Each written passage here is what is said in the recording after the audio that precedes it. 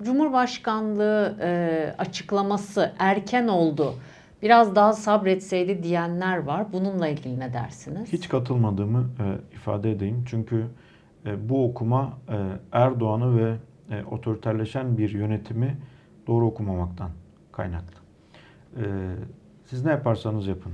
İsterseniz alttan alın. İsterseniz yemin edin vallahi aday olmayacağım diye.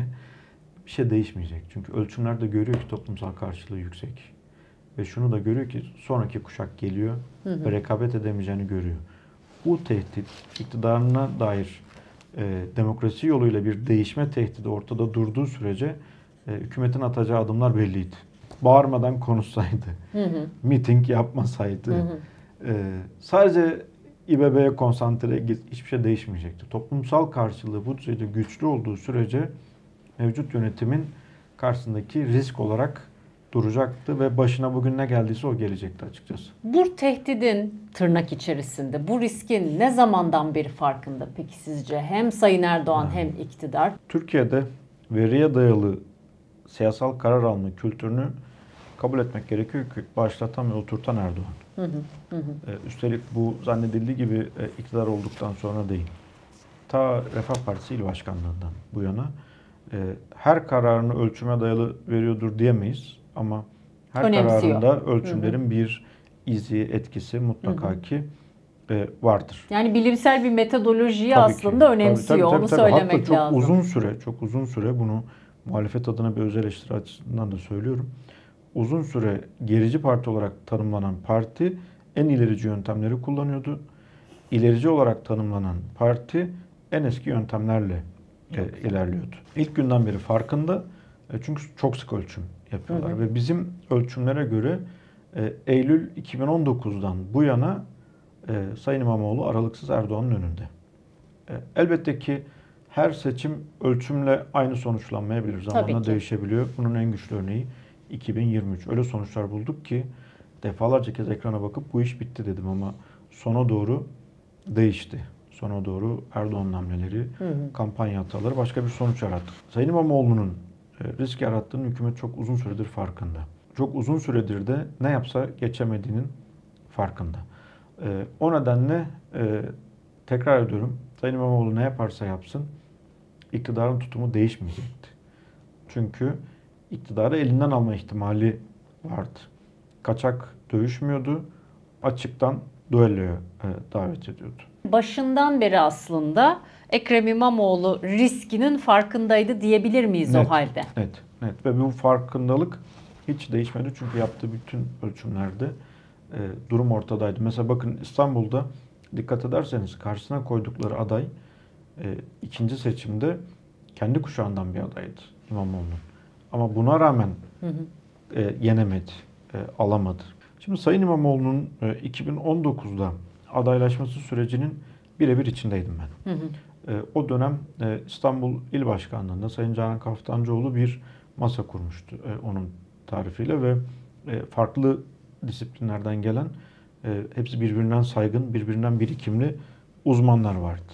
Yani öylesine iyi bir hazırım vardı ki ben adeta öğrenci gibi öğrendiğimi hatırlıyorum oradan. O kadar kıymetli isimler, birikimler vardı.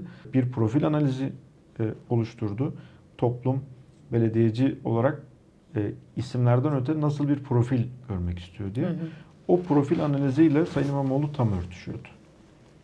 O nedenle de o tarihte toplumsal karşılığı %16 olan Sayın İmamoğlu adaylaştırıldı. Ortada bir hak teslimi yapalım. Sayın Kaftancıoğlu'nun almış olduğu inisiyatif, Sayın Kılıçdaroğlu'nun da o inisiyatifi görüp o bilimsel çalışmaları referans alıp kararıyla oluştu.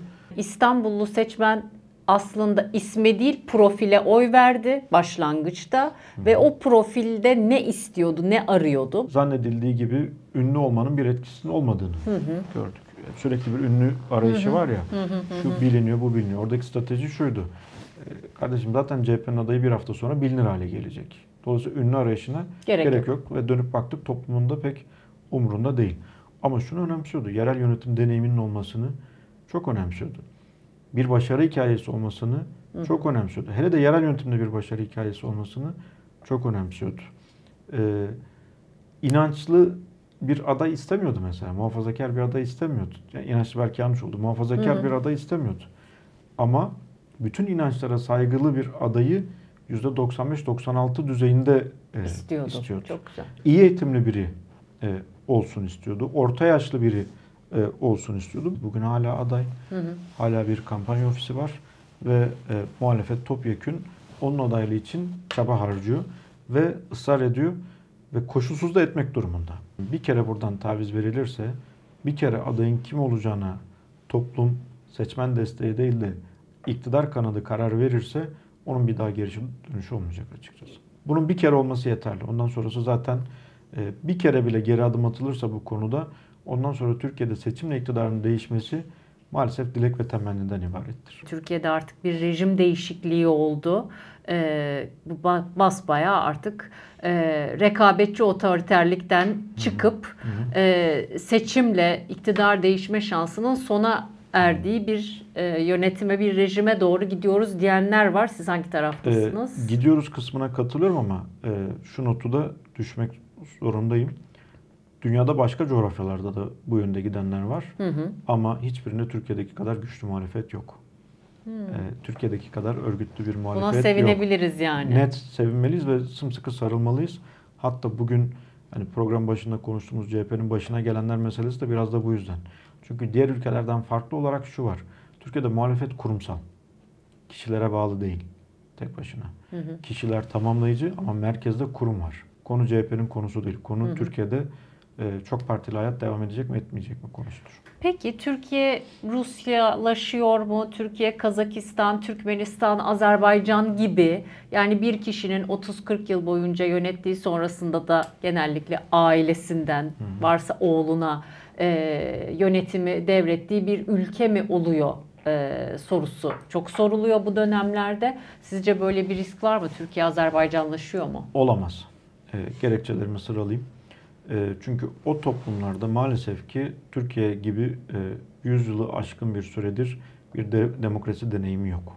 Bahsi geçen ülkelerde böyle bir deneyim yok. Dolayısıyla iki aynı toplumdan bahsetmiyoruz. Burada net özgürlükleri deneyimlemiş bir toplum var. Orada böyle bir deneyim yok. Dolayısıyla rıza getirme hali aynı olmayacaktır. Buna en başta muhalefetten daha çok toplum itiraz eder. İki, otoriter yönetimlerin genelde finansmanları enerji kaynaklarıdır. Tabii. Doğalgazı oluyor, Evet, yani petrolü oluyor, bir şey oluyor. O da yok baktığımızda. Üç, sosyoloji bugün az önce konuştuğumuz üzere iktidarın gittiği yönün tam tersi yönde gidiyor. Toplumsal rıza geliştirmediğiniz bir konuda nasıl bu kadar süre ayakta kalacaksınız veya nasıl aynı modeli hayata geçireceksiniz? Şimdi Azerbaycan'da mevcut devlet başkanı eşini başkan yardımcısı olarak açıkladı. İlgili Bakanlar Kurulu ayakta alkışladı. Toplumdan da bir ses çıkmadı. Ama Türkiye'de bu hala da en azından şu an için çok mümkün değil.